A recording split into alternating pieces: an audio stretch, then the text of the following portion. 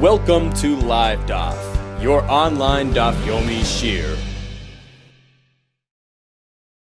Shalom, welcome back to today's Daf Yomi Shabbos, Daf Lamed Daled, on Daf Lamed Gimel Amud Beis, 5 lines from the bottom. Says the Gemara, Omar, Reb Shimon Rechai said, this was after he experienced the nace, where Hashem saved him from the Romans, and he lived through the years in the Ma'ar and the cave where Hashem sustained him. So, as a result of this miraculous experience, he felt indebted. Omar, he said, Hoil v'srachesh nisa, since a nace has taken place, Ezel, let me go iskin milsa, let me go contribute something to society. As we find a precedent for this concept by Yaakov Avinu, after he returned, he was saved from Esav. It says, Vayavoy Yaakov Shalom Ir Shechem. So Yaakov arrived the Shalom to the city of Shechem, and the pasuk concludes with the words Vayichan es pnei ir. Explains the Gemara. V'amar Rava, what does Shalom mean? Shalom begufay. He was intact, bodily intact, and he was cured from the injury that he sustained when he struggled with the Malach of Esav. So he was Shalom begufay. Hashem healed him. Shalom b'mamoinai. He was complete and intact with his money. Although he sent this grand gift to Esav, nevertheless Hashem compensated for it and he wasn't lacking anything. Shalom b'seirasai.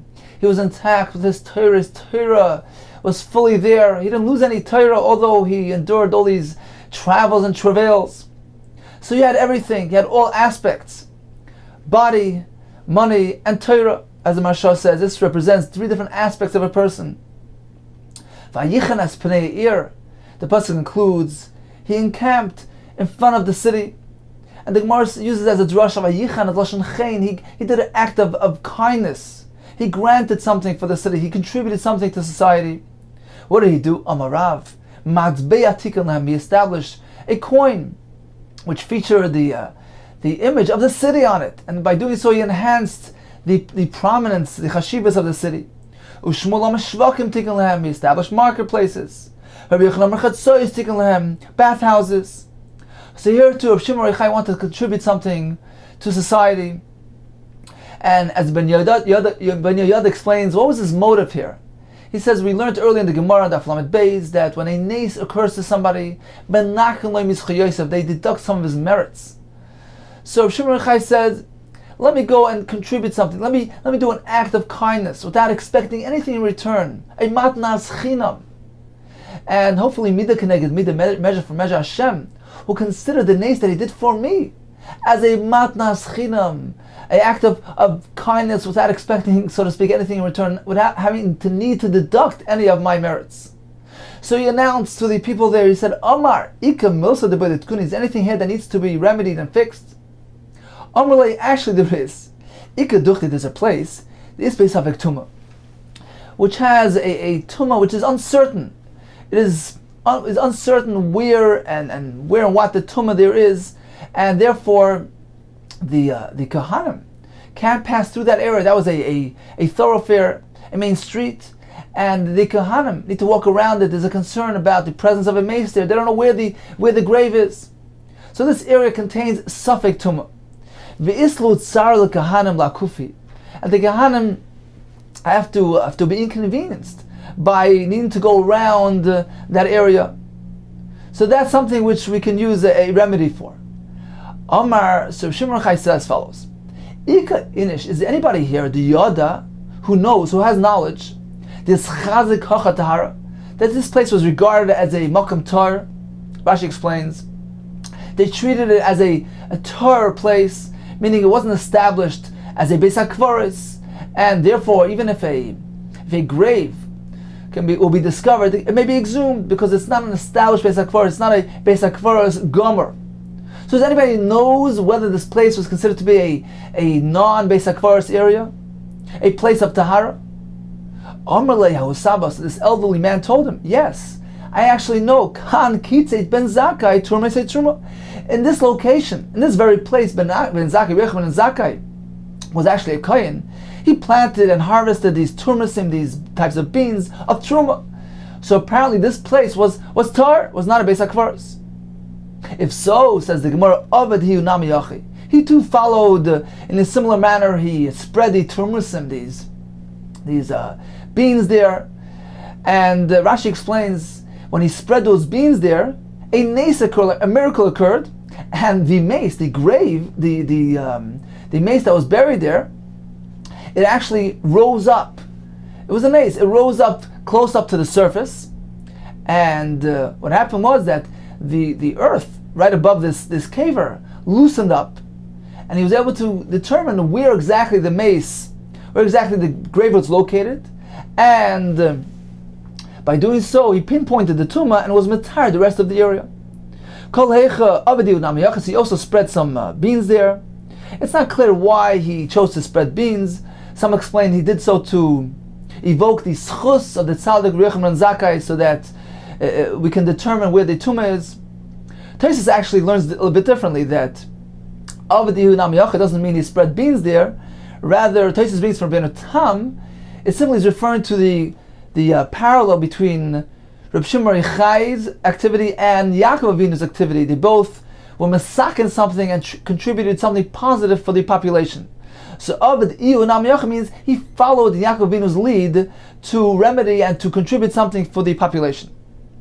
So in any case, a nace occurred, and the caver, the mace, rose to close to the surface, and as a result of that,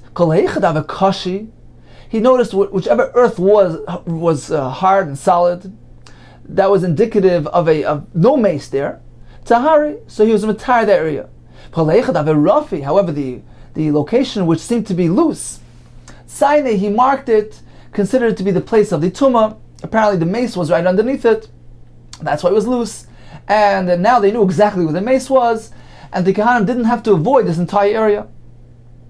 So this was his tikkun, his positive contribution to benefit the society.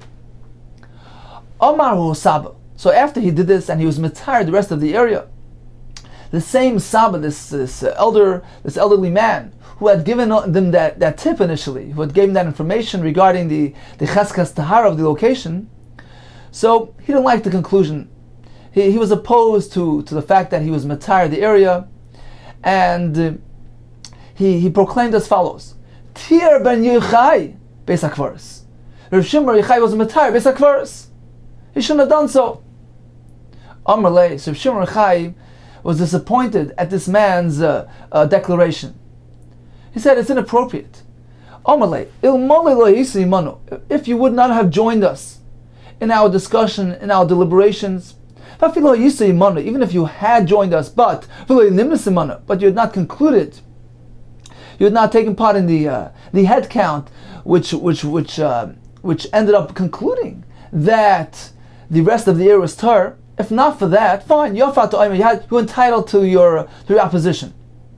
But now you actually joined our discussion, and you've concluded with us.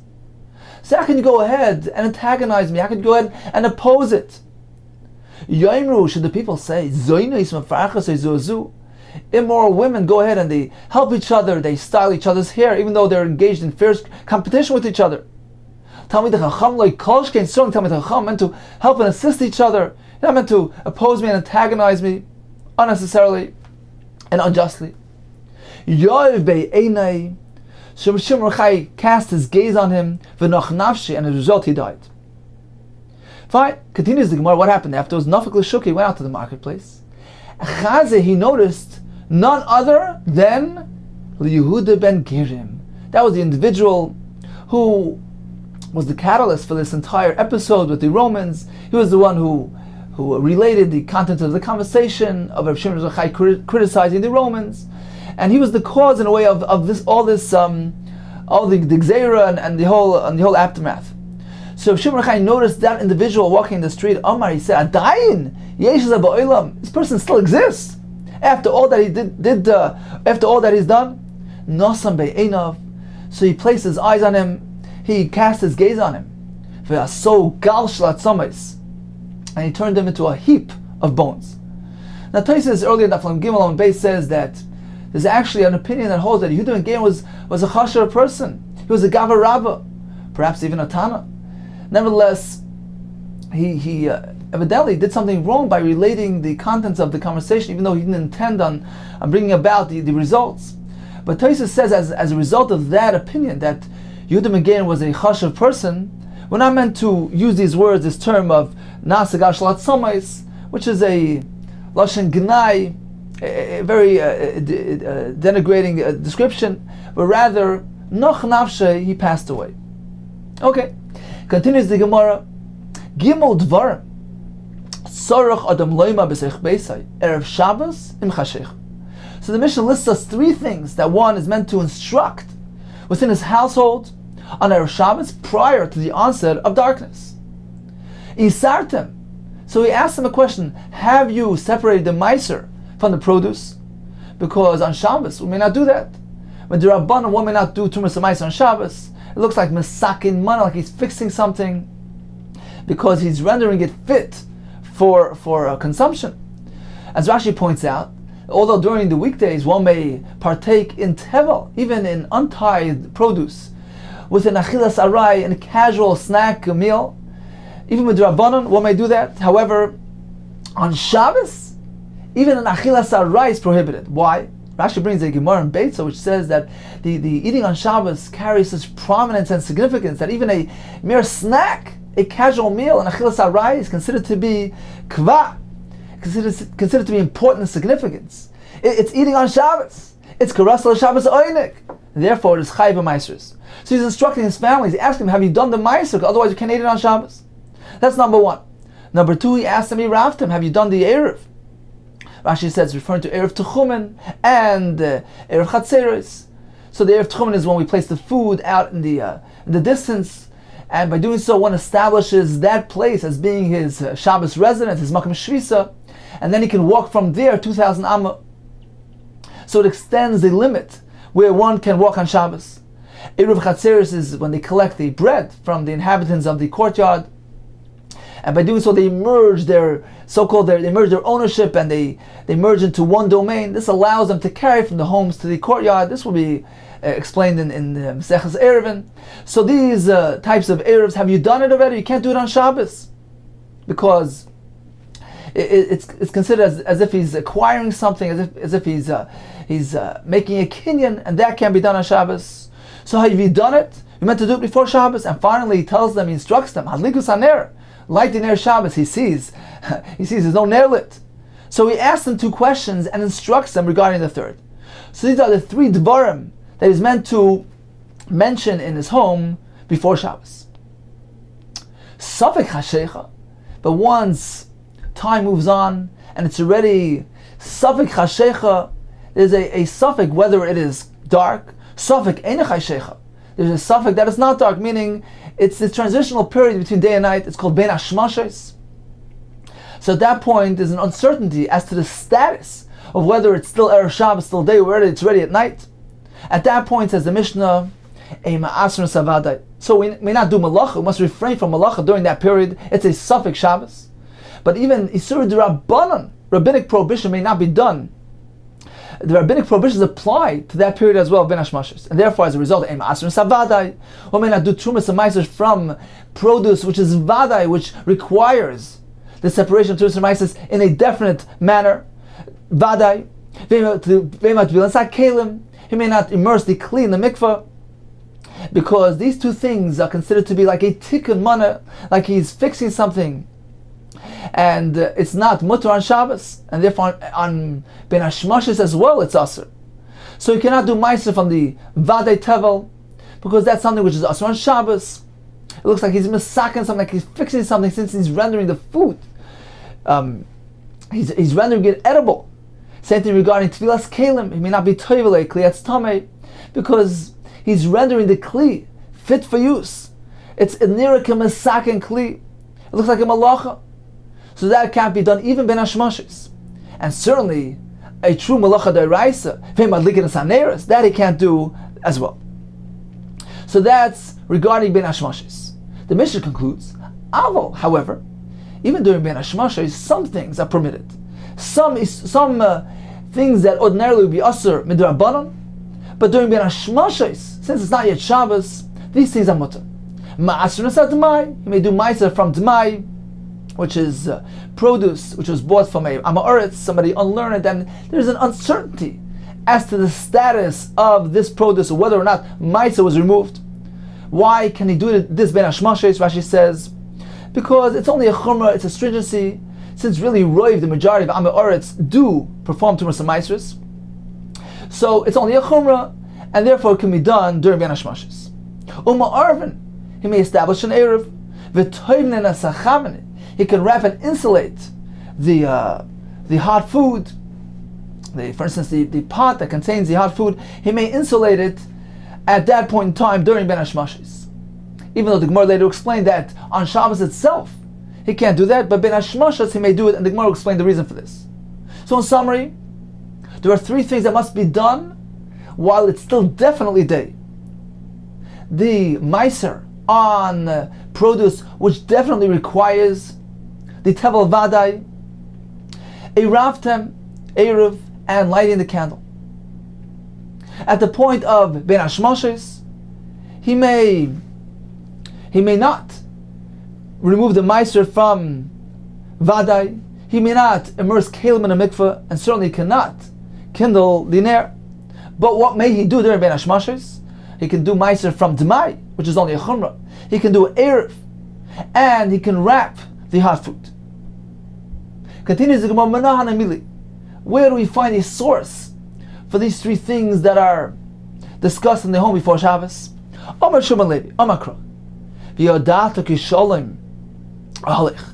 So you should know that your oil, your tent, is peaceful. This refers to Ner Shabbos, which brings peace and harmony. A lit home. Rabbi Chanal says, when you have oir, it enhances the peace and harmony in the home. So this is the first portion of a pasuk. You should know that there's shalom, there's peace in your tent. So one is meant to make sure there's Ner Shabbos. The pasuk continues, so you're meant to instruct, you're meant to instruct your abode, referring to the union of Erev. You're meant to make sure that your abode is in order. And don't come to sin, referring to eating produce, which the Trumas and Mises were not removed from. So this includes all three concepts, explains the Rush. Okay, so he's meant to instruct them, remind them regarding all these three things. Continues the Gemara. Amar Rava barafuna. Afagav damar Rabbanan. Shloisha dvarim tzarich adam leimar. Although the Rabbanan instructed him to mention these three things, however, make sure, be careful. Tzarich lememrina b'nichusa. He's meant to say gently, so that the members of his household accept his words when they are uttered with gentleness and sensitivity, and rather than with anger, irritation, and terseness, which will lead them to reject his instructions. Amar Bashi, I haven't actually heard this advice of Rabbi Rav Huna. However, I followed according to this concept, misvara, on my own. Continues the Gemara. Let's go back to the Mishnah. The Mishnah begins by telling us that there are three things he's meant to mention. Isartem, Eiravtem, have you implemented the Erev? So apparently Erev is meant to be done prior to Ben Hashmashes. It can be done once Ben Hashmashes arrives. But in the latter part of the Mishnah, we conclude the Mishnah by saying, even during Ben Hashmashes, what can we do? Ma'asrin satmai, Arvin. He may establish the Erev. This seems to be a contradiction. It says in Hogu for Kasha. It's inherently difficult. First you say, Amrish Shlosh Dvarim, Tzorach Adam Loimar, B'zech Veise, Erev Shabbos, Im Chashecha. Apparently it's meant to be done before darkness. Im Chashecha prior to nightfall. Safik Chashecha. Safik Ein Chashecha. Once this Safik period arrives, once twilight arrives, Loi, he may not do these things any longer. He may not make the Erev. V'hadar Tani, however, at the conclusion of the Mishnah, you go and say, Safik Chashecha, Safik Ein Chashecha, during this Ben Hashmashes, this twilight zone, Ma'arev, you can make the Erev. So how does this work? It says the Gemara, Siman begufya zimra tzifra b'chava demilsa. And Farshim say this is a remez. This is an indication of the the various memorists, the various teachings in the name of Rab Abba, Omar Bar Ashi, Omar Rav, which are mentioned throughout the Masechah Shabbos. And here we're referring to the first one, which is Begufya, which is referring to the Hogufa Kasha. That Rav Abba, Omar Bar Ashi, Omar Rav is going to answer the Kasha, the Hogufa Kasha, as follows. It says the Gemara, Omar Abba, Omar Bar Ashi, Omar Rav, Loi Kasha, it's not difficult. It depends what type of Erev. Let's remember there are two types of Erev that we're discussing here. Kan be'eruve techumen, kan be'eruve chatzeris. Regarding eruve techumen, placing the food out in the open where he's going to establish and be koine shvisa, establish his Shabbos residence there, that is a true kinyan. Why? Explains Rashi, because the Rabbanan supported the concept of eruv techumen on a pasuk. So that's considered to be a more significant tikkun, more significant ma'aseh kinyan, and that cannot be done on Shabbos nor during Ben Hashmashis. So the first part of the Mishnah, Eravtem, have you done the Erev before the onset of Ben Hashmashis? It's referring to which Erev? Erev Techumen. Kan, but the latter part of the Mishnah, which allows Erev to be done on Ben Hashmashis, is speaking about a less prominent form of Erev, a less significant type of Erev. Kan be'eruv chatzeros. This is the food that's collected in the chatzar, where everybody joins together and they merge together. So this is not established based on a pasuk. So it's not really considered to be although they're merging together their ownership and their residence, their domain is being joined together, but it's not really a legal partnership, a legal acquisition. Therefore, it doesn't have the same significance as the kinyan shvisa of eruve tchumen, and therefore this is not regarded as a true kinyan and can be done during Ben Hashmashis. So this explains the Mishnah. The first part of the Mishnah is speaking about Erev Techumen, which cannot be done during the twilight zone, and Erev Chatzeris, mentioned in the latter part of the Mishnah, can be done during Ben Hashmashis. Continues the Gemara of Amar Rava. Now we know that the various forms of Erev need to be activated at the first point, at the onset, the commencement of Shabbos. So the first point of night. So you must make sure that it's in place at that moment, because that's when it's going to be activated. If one places the Erev after the first point of night, after the onset of Shabbos, after Shabbos begins, it's too late. You must wait till next Shabbos. The Erev needs to be activated at the very first moment of Shabbos. If so, says the Gemara, let's take a look at the following scenario.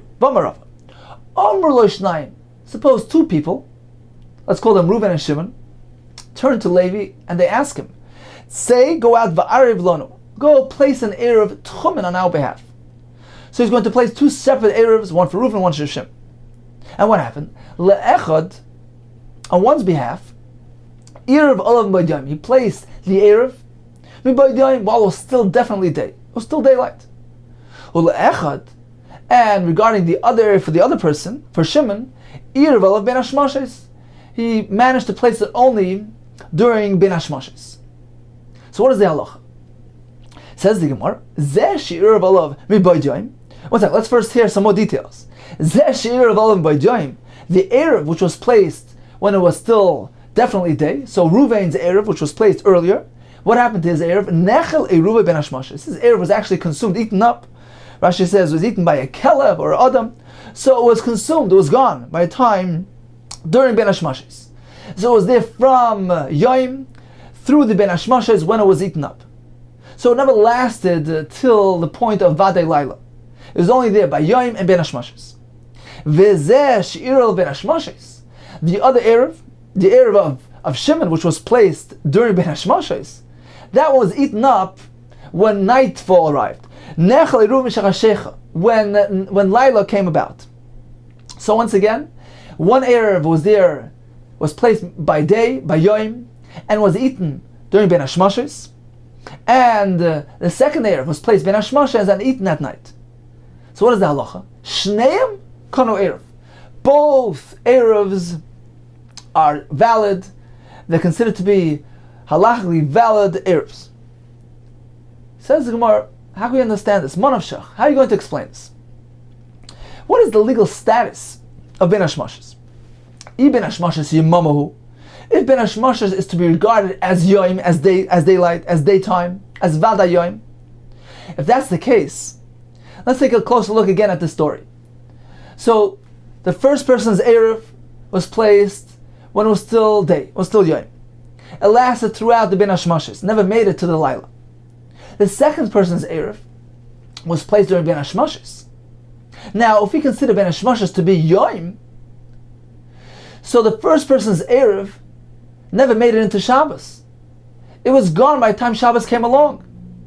It was only there during Yom and during Ben Hashmashis, which also is considered to be Yom. It never arrived at Shabbos. It never was present at the onset of Shabbos.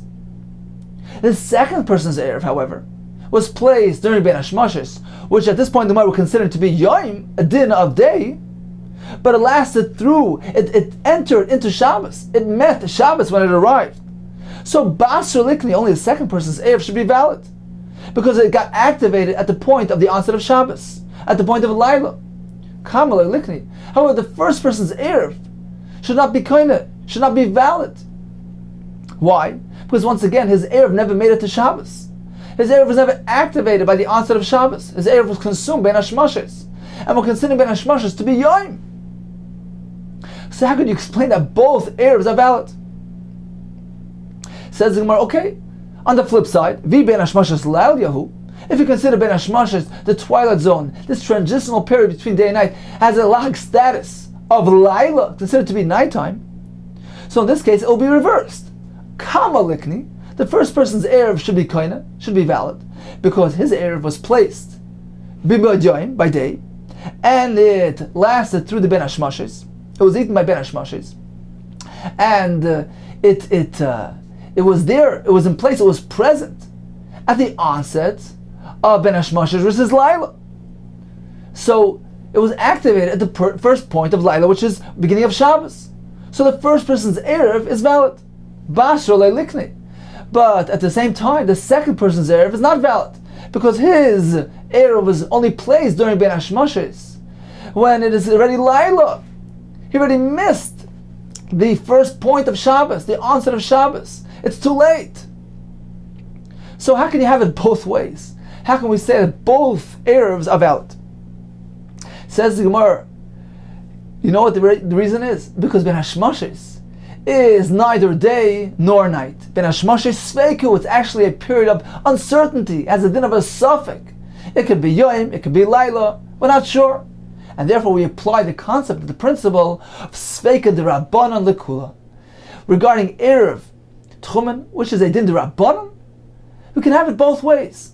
We can apply the concept of Safek de Rabbanan Lekula, we can apply a lenient approach. And therefore, every person can have it his way. Reuven can have it his way, Shimon can have it his way. Meaning that with regard to Reuven's Erev, which was placed and was consumed during Ben Hashmashis, with regard to him, we say, you know what, Ben Hashmashis is considered like Laila, and therefore your Erev was around, was present at the beginning of the Laila, at the onset of Shabbos, and was activated at the first point of Laila, the first point of Ben Hashmashis, which has a legal status of Laila. So according to this approach, we're going to apply the status, the halachic din of Laila, to Ben Hashmashis. So Reuven's Erev can be chal, can take hold, can be activated. We follow a lenient approach. We say, okay, let's assume it's Laila. The same thing in regard to Shimon, just the opposite. Shimon will say, well, Ben Hashmashis is Yom. So when the Erev on my behalf was placed during Ben Hashmashis, it was still daylight. It was still Erev Shabbos. And since it endured, it survived up into the night, and only then was eaten, so it was there, it was present at the onset of Shabbos, which happened right after Ben Hashmashis. So it was activated at the first point of Shabbos, and it is halachically valid. So in summary, we have Reuven and Shimon, we have 1 and 2. Reuven's Erev, number 1, was placed by Yom, and it lasted through the Ben Hashmashis, and then it was consumed. So with regard to him, we're going to say Ben Hashmashis is Laila, has a din of night, since his Erev was present at the onset of Ben Hashmashis, which is Laila. It was activated, and it's chal. Regarding person number 2, Shimon, his Erev was placed Ben Hashmashis, and it lasted into the night. With regard to him, we say Ben Hashmashes is Yom. So the placement took place on Erev Shabbos. And since it was present at the beginning of Laila, it was activated at the first point of nightfall, and his Erev too is a valid Erev. Continues the Gemara. V'amar Rava, Mipnei ma amru, why did the Chacham tell us? Ein toimnin, we may not wrap and insulate hot food, but davar she'eni moisef helvel mishachashecha. How do we see that? We see that in the Mishnah. Mishnah tells us that this is the last line of the Mishnah. So during Ben Hashmashos, during the twilight zone, we may wrap and insulate the hot food. This implies that wrapping, insulating is not allowed once Shabbos arrives. Once Chashecha comes, once Laila comes, it is only a heter during Ben Hashmashos. Once again, what is the reason for this? Why did they say Amru? One may not wrap and insulate bedavar she'eni moisef hevel, even using materials which don't add warmth. Once nighttime arrives, it can only be done during Ben Hashmashos. What's wrong with wrapping something like that? It's not cooking. It's not doing any malacha. Says the Gemara. The answer is gzeira shemiyartiach. We're concerned that he might go ahead and recook the food. So what's going to happen is he's going to go wrap the pot. You're going to notice that the food cooled off. So he's going to first cook it up, to warm it up, and then go wrap it. Therefore, this is not mutter. There's an issa to be matmin after, once Shabbos arrives, once nightfall comes. Gzeir shemiyartiach. If so, says the Gemara, if so, if there's a concern that he's going to go cook up the food, Ben Hashmashos is not menigzer. What is Ben Hashmashos different? Even during Ben Hashmashos, we still have the same concern. He's going to go wrap the food. He's going to see that it's cold. He's going to go reheat it. And this is a malacha. Certainly one cannot do a malacha d'oraisa like cooking during Ben Hashmashos. Amalei. So Rabbi responds, no, that concern is not present Ben Hashmashos. Why? Stam kederes, ordinary pots, rois chetzein, are boiling during Ben Hashmashos. He just recently moved it off the flame. So there's no concern during this early period of Ben Hashmashos that his food will be cool already. So we have no gezerah here, and therefore we allow him to wrap it. B'davar she'eni moisef hevel, with material don't add to the warmth, and there's no concern that he'll go reheat it, since we presume that it's in a state of rois chais, boiling, it's hot, and there's no need to reheat it. Continues the Gemara. Okay, so we learned to halacha of hatmana that one who would like to insulate and wrap his pot with material that's einay moisef hevel, doesn't add warmth, he may do that mibaydaim. He may do that even ben hashmashos, but not mishachashecha, not when it's already light. What about being matman with something that is moisef hevel, something which adds warmth? The Mishnah later lists a whole bunch of materials which add heat, warmth. That cannot be used, even if he's wrapping it, even if he's being matman by day on Erev Shabbos. Explains the Gemara. Why did the Chacham say, Ein toimnin b'davar hamoisef hevel? One cannot be toimin, cannot insulate with a material which adds warmth. Even if he does it on Erev Shabbos. What's wrong with that? Gzeira shamiyat min beremetz. There's a concern that he might use hot ashes, sheyesh b'gacheles, that contains a coal. What's wrong with that? Only Abaye v'yatmin, let him go do it. What's wrong with using the ashes? It says the Gemara, gzeira shamichata b'gecholim. If he uses the ashes that contain coals, then okay, now it's not a problem. It's Erev Shabbos. But on Shabbos itself, he might go ahead and stir the coals to hasten the cooking of the food. Says Rashi, on account of the gzeira, they also applied the iser to even fully cooked food, even kedera shabishla kol tzarka, and this will be explained later on in the next parak. So Rashi explains to us that the gzeira of using a davar hamoisef hevel, using material which adds warmth, is usher. One cannot use it as insulation, even if he does it on Erev Shabbos. And the reason is because he might go ahead and stir the coals on Shabbos. And Rashi says this applies not only to food which is partially cooked, even food which is completely cooked. So let's take a quick summary of the various activities which the Gemara listed for us. Some of them can be done during Ben Hashmashers, some can't. Let's go down the list. So we have the Ner, kindling the Ner Shabbos, that's a Melacha D'Oraisa. That can only be done by day, not Ben Hashmashers, and certainly not Laila. What about doing Meiser on Vadei Tevel? That too is restricted to B'Yayim, but cannot be done during Ben Hashmashers or Laila.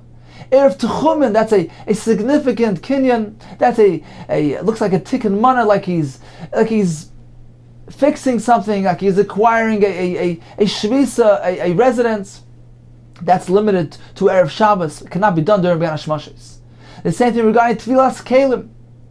Now we have another category of items that can be done during Ben Hashmashers. We have doing Meiser on D'mai. Since it's only a Chomer D'Rabbanan, that can be done even Ben Hashmashers. We have Erev Chatzeres as well. And we have the Atmana. With material, using material that's not Mosif Hevel, that can be done even Ben Hashmashers. However, regarding Atmana, B'davar HaMosif Hevel, something which adds warmth, that cannot be done. Even because you might use the ashes which contain coals, and it might lead to stirring the coals on Shabbos. Continues the Gemara. The Gemara now is going to discuss in depth the concept of Ben Hashmashos, this transition period between day and night, this twilight period. Tanarabban. Ben Hashmashos, what is the status of Ben Hashmashos? Says the Gemara, it actually has three elements, three possibilities. We can look at it from three directions. Three sveikis. Safek min hayoyim min halayla. There's one possibility that Ben Hashmashos period is actually a combination, a combined period of day and night. Part of it, a portion of it belongs to the previous day, a portion of it belongs to the following night. That's one suffix. Suffix kul min hayom. There's another suffix which says, no, perhaps the whole Ben Hashmashos belongs to the previous day. There's a third possibility. Suffix kul min halayla. It belongs completely to the following night. So we have three angles here, three sveikis. There are three possibilities. What is the halachic status of Ben Hashmashos? Does it belong to the day? Does it belong already to night? Or is it a combination between the previous day and the following night? So a portion of it belongs to the day and a portion to the night. And as a result, says the Gemara, we apply to it the chaymer, the stringency of both days. Meaning we regard it also perhaps as being a portion of it belongs to the day and a portion to the following night.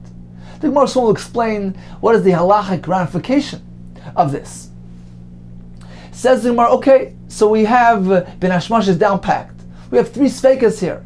It can either be day, it can either be part of the night, or a combination of both. Now, what exactly is this period called Ben Hashmashos? Says the Gemara, Ve'ezu Ben Hashmashos. It begins from sunset, and it extends up until Kozman Shepnei Mizrach Madimin, as long as the eastern horizon is still reddish. So the Mefarshim explained that the sun that sets on the Ma'ariv, on the western side, it radiates redness over to the eastern side as well, and as long as there's still some glow of redness there, that is the Pnei Mizrach Madimin described in the Gemara. So once again, from Shkiyas Achama up until when we still have some of the Pnei Mizrach, the eastern face of the horizon, still Ma'adim and still has some reddish glow. And Hichsev Atachtin, Hichsev Elyon. And then we proceed to the point of Hichsev Atachtin, when the lower portion of the eastern horizon blackens. Hichsev Elyon, but the upper portion has not yet blackened. So up until this point is Ben Hashmashos. But if we proceed further, and it all gets blackened, it gets completely darkened. So the entire eastern horizon, the upper portion, the upper portion becomes darkened, and becomes equated to the lower portion which is already dark. So it's completely dark. Zehu Laila. This is an indication of Laila. Completely dark, it's completely night. Divrei Yehuda. So this is the opinion of Rabbi Yehuda describing the period of Ben Hashmashos. Rabbi Chemi Omer, we don't determine by reddish glows. Let me give you an exact time frame. So it begins from Shkiyas Achama, and it extends up until a certain time frame. The duration of Ben Hashmashos is from Shkiyah and it extends for the time period as long as it takes for a person to walk half a mil.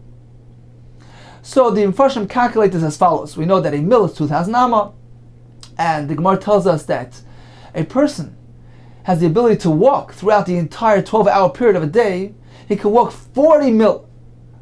So 12 hours, which is 720 minutes, divided into 40, gives us the amount of 18 minutes per mil, according to some shittas. So how long does it take to walk a half a mil? That's 9 minutes. So that is the end zone of Rabbi Nechemia. It begins from Shkia up until 9 minutes. That is Ben Hashmashis. Rabbi Yossi yet a third opinion. Ben Hashmashis is terrifying. Ben Hashmashis is so short, like the batting of the eye, the eyelash. Not even closing the eye with effort, just letting it drop down, and kritzas ayin b'rifyan b'lei b'chaska, just the batting of an eyelash. So that's so short is the Ben Hashmashis. The night comes in and the day goes out. You can't even determine, it's so short. There's no way to figure out whether it's night or day. So there's a third opinion. The Gemara later tells us that Rabbi Yossi's Ben Hashmashis is actually after the conclusion of Rabbi Yehuda's Ben Hashmashis. So you have three opinions regarding Ben Hashmashis: Rabbi Yehuda, Rabbi Nechemia, and Rabbi Yossi. Okay, says well, let's go back to the first description of the sfeikis contained therein. And one of the sfeikis was that Ben Hashmashis can be safek min hayom umin halayla. It can belong to both. Part of it can belong to the previous day, and part of it to the following night. Says the Gemara, what is the halachic ramification of this possibility, of this option? We learned earlier, we apply the chumrah of 2 days. We attribute it as having the din of 2 days. Says the Gemara, what is the halachic ramification? What is the nafkamina that we consider Ben Hashmashis like 2 days?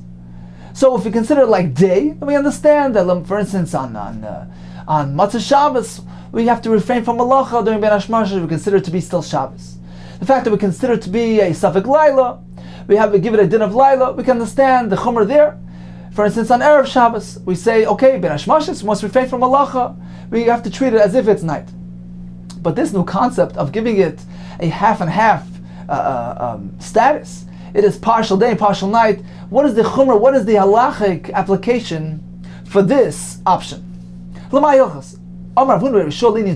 It's actually very pertinent with regard to Tumah of a Zav.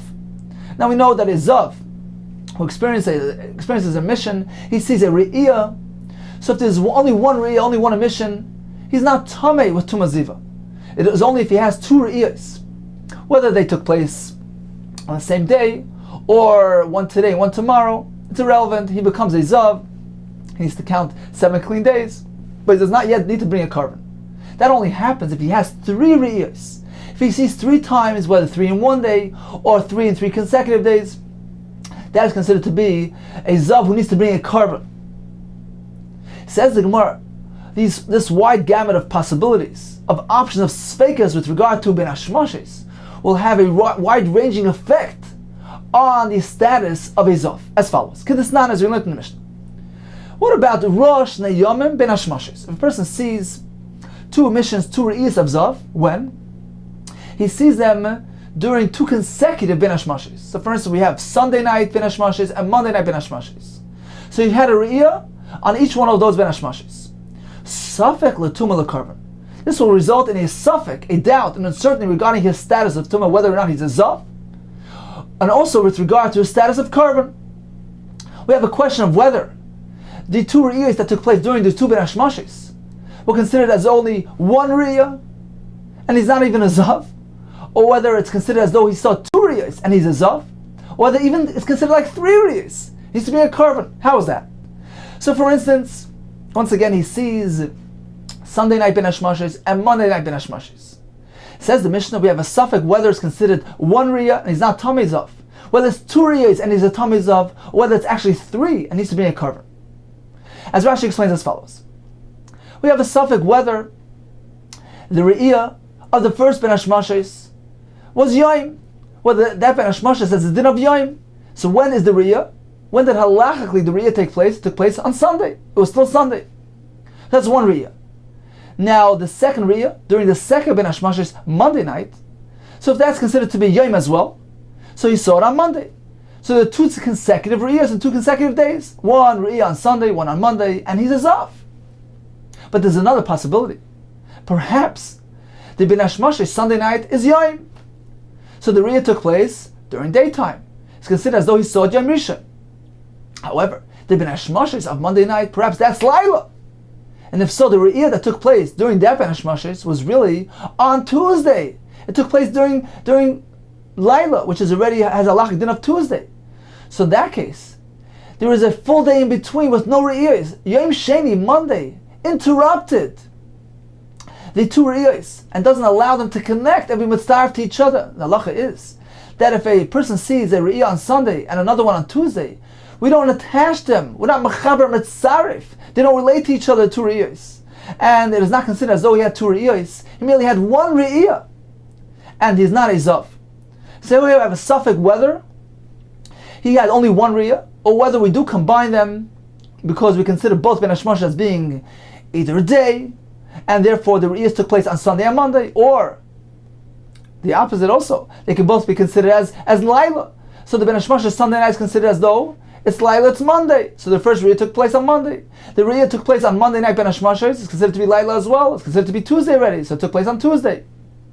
So there was two Riyahs on 2 consecutive days on Monday and Tuesday. So he's considered to be a Zav. Says Rashi. But there's a third possibility. If we apply the third suffix, that perhaps Ben Hashmasha is part day and part night, in this case, we can perhaps say that he's Chayv a Karban. Why? Because the Riyah of the first Ben Hashmashis was partially day and partially night.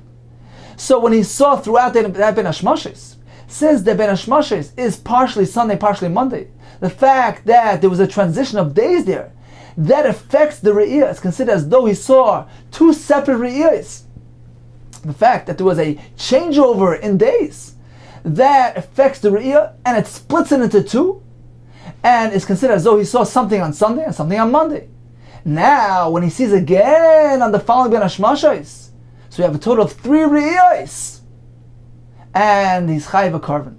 So we see clearly how this third element, this third suffix, that Ben Hashmashas can be partly day and partly night, it creates another possibility for the Zav, and will apply a tzad here, will apply a possibility, will end up giving us an option of a Chiyuv Karban as well, that he ended up seeing 3 Riyahs in total. So that's the first part of the Mishnah. Once again, because it's not as we learned, Rosh Nayom Ben Hashmashas, if he sees 2 days Ben Hashmashas, 2 consecutive Ben Hashmashas, Safak Tuma, we don't know whether he's Tuma, whether it's considered as 1 Riyah, or we combine it as 2, or the Karban. And now we have another possibility, perhaps he even saw 3, and it's Chayv a Karban. Continues the Mishnah, Ro Yom Echad Ben Hashmashas, if he saw only 1 day Ben Hashmashas, for instance, he only saw Sunday night Ben Hashmashas, in that case, it's Safak Tuma. Then we're not sure whether he's even Tamei Zav. Why?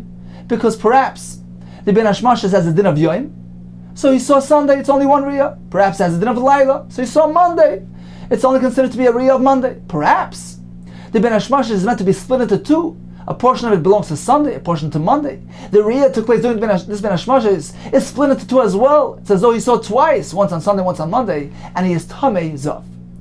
So in conclusion, we see very clearly how that third approach, that third suffix, where we are uncertain whether Ben Hashmashas is actually a combination of day and night, it is partly day and partly night, we see that that has an effect, a halachic ramification to the halacha of Zav, and can affect his halachic status. Okay, so we know that a Ben Hashmashas contains 3 elements, 3 sfeikas, whether it's day, whether it's night, or combination of both. Let's go back to the description of the period, the time frame of Ben Hashmashas. Perhaps for clarity, let's go back to the Brisa. So the Brisa tells us as follows. This was on the 7th line from the top. Be'ezer Ben Hashmashas. The Brisa says, what is the time frame Mishatishka Achama from Shkia? As long as as long as the Mizrach side is still radiating, is still reddish. The bottom portion of the horizon darkens, and the top has not yet darkened. ben hashmashis. This is still ben hashmashis. Once the entire horizon becomes darkened, that's considered to be light. Let's go back to our Gemara. The Gemara is going to make a diuk, try to analyze the wording of the Brisa. Haguf kasha seems to be inherently a kasha. First you say, Amr is ben hashmashis. What is the time frame? What is the time period of ben hashmashis? Mishatishka chama, from shkia, from sunset, calls mashmei bezach madimin. As long as the entire eastern horizon is still reddish. So we imply from there, but if there's some darkening that takes place, then it's already past ben hashmashis. But if the bottom portion of the horizon darkens, even though the top part is still reddish, Lailu, that's already past ben hashmashis, that's definitely Laila. That's past ben hashmashis. And then you go ahead and you say, no, if the bottom became darkened, the top is still reddish, ben hashmashis, that's still ben hashmashis. So which one is it? Amar Rabba, Amar Vida Shmuel Krech Betani. You meant to wrap up the Brisa as follows. Ezu ben hashmashis, when is ben hashmashis? Mishatishka chama, from sunset, kol zman shepenim bizach madimin, ve'yichsev atachtin v'lo yichsev elyon nami ben hashmashis. You meant to wrap it together. Once again, the Brisa says, what is ben hashmashis? It begins mishatishka chama, and it extends kol zman shepenim bizach madimin, as long as the eastern horizon is still reddish, and it continues ve'yichsev atachtin.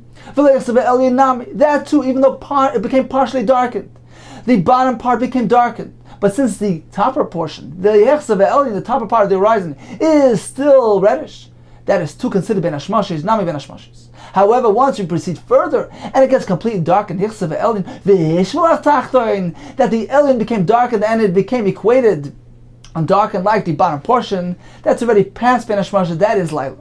So according to Rava, in the name of Rabbi Shmuel, ben hashmashis begins from shkia and extends up until and including the bottom portion of the eastern horizon became darkened. As long as there's some reddish there, some redness there, the elyon, the upper portion of the horizon is still red, it's still ben hashmashis. It is only when the entire horizon becomes completely darkened, then it has a din of vadei laila. So it's a very long ben hashmashis. Rav Yosef, Amar Vida Shmuel, Rav Yosef, quoting Rav Vida Shmuel, says, I'm going to explain the Brisa as follows. Ben hashmashis is a smaller time frame. This is what the Brisa means to say. Mishatishka chama, from shkia, kozman shepnei bizrach madimin, as long as the entire eastern horizon is still red, yoim, that's definitely day. That's not even ben hashmashis. Ben hashmashis only begins when it begins to darken. When the bottom portion of the horizon darkens, and the upper portion of the eastern horizon is still reddish, that is ben hashmashis. So it's a shorter time frame. Once it becomes completely dark, that the top portion becomes darkened, becomes equal to the bottom, it's all darkened, Laila, that is vadei Laila. So according to Rabbah, ben hashmashis is from shkia up and including when the bottom portion of the eastern horizon darkens. According to Rabbi Yosef, it only begins from that point, once the bottom portion of the eastern horizon darkens, and it continues until it all darkens. Continues the Gemara, Tamayu. So Rabbi and Rabbi Yosef, who each one gave it a different interpretation of ben hashmashis, Rabbi a much longer one than Rabbi Yosef, not so much longer, slightly longer, they follow their respective opinions.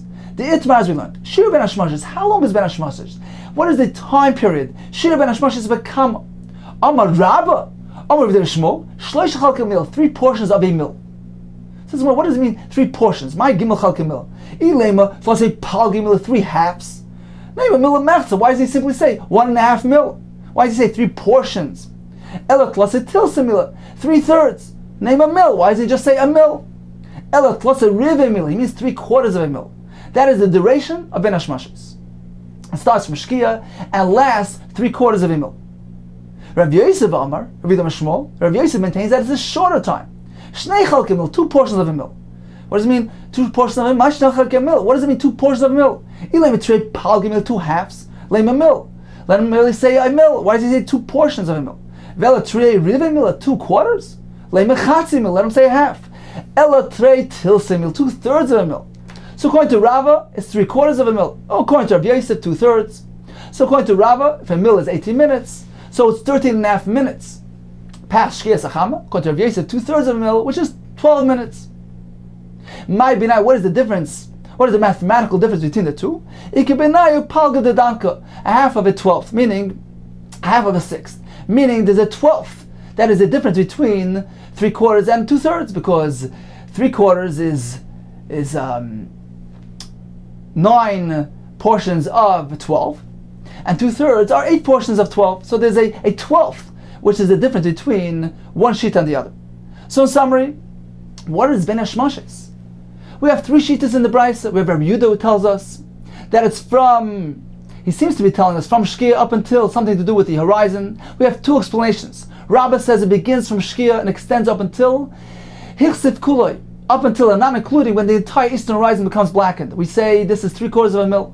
According to Rav Yosef, it begins when the Tachton becomes Hichsif, the lower portion of the eastern horizon becomes darkened, and it extends up until not including the whole horizon darkens, and that is merely 2/3 of a mil. Rabbi Nechemi told us it begins at Shkia and extends up until the point where a person can walk a half a mil, which is 9 minutes. Rabbi Yossi tells us it's a very, very small sliver of time. It's care of ayin, the bottom of the eyelash. So, time for a chazara on today's blot. We began with the story of Shimon Rechai, who contributed something to the civilization there, and he determined that the area was tar. He found the mace, he pinpointed it, he marked it, and this allowed the Kehanim to use that thoroughfare. We continue regarding the 3 things one is meant to instruct his family. He's meant to say it gently so they accept it from him, don't reject it out of resentment. We concluded that there are certain things that can be done ben hashmashes and certain things that cannot be done ben hashmashes. For instance, lighting a candle, that cannot be done ben hashmashes. Taking meiser from vadei tevel, erev tchumen, Tevilas Kalim. However, Meiser from Dmai, which is merely a Chumrah, Erev Chatzeris, which is not considered to be such a significant acquisition. Hatmana, wrapping food in an item which is not Meiser Hevel, that can be done Ben Hashmashes as well. However, wrapping food in Davar Meiser Hevel that adds warmth, that cannot be done even by Diyayim, because he might use the ashes which contains coals. He may come to stir the coals on Shabbos. The Gemara told us a story regarding 2 Erev Tchumen, where a person placed an Erev and it was eaten ben hashmashes. For the other person, he placed it ben hashmashes and it was eaten by Laila. Both of them are valid. We go lekula, we adopt a lenient approach regarding erev tchumen, which was merely darbanan, with regard to the status of ben hashmashes. With regard to the first person, we say ben hashmashes is Laila, and his erev was present at the onset of Shabbos. It was there at the beginning of Laila and is activated. With regard to the other person, we say ben hashmashes is yom. It's considered to be daytime. And therefore, since he placed it during the day, and it lasted until nighttime, it was activated at the beginning of the Laila. The Gemara told us that Ben Hashmashes contains 3 Sveikas. It's either completely Yom, it either has a din of Laila, or a combination of both. There's an Afkamina for a Zav. If he sees, for instance, 2 Ben Hashmashes consecutively, we have a suffix whether the Ben Hashmashes is completely Yom, and in this case he had 2 Re'iyos, one on Sunday, one on Monday. We have a suffix whether the first Ben Hashmashes is Yom and the second Ben Hashmashes is Laila. So the first Ben Hashmashes has a din of Yom Rishon, the second has a din of Yom Shlishi. In Yom Shen he hadn't seen anything. That interrupts, that is mafsik. It doesn't allow the Riyas to combine to be mitzaref, and therefore he's not a Zav. There's a third possibility. Perhaps the Ben Hashmashes is partially day, partially night. If so, the first Riyah of the Ben Hashmashes, the first Ben Hashmashes, was half during Yom Rishon, half during Yom Sheni. And then when he added another Riyah in the second Ben Hashmashes, he has a total of 3. It needs to be a carbon. The Gemara told us a similar concept regarding 1 Riyah of one of Ben Hashmashes.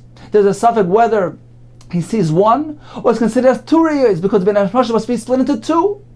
The Gemara concluded regarding the time for Ben Hashmashes, we have 3 Tanoim.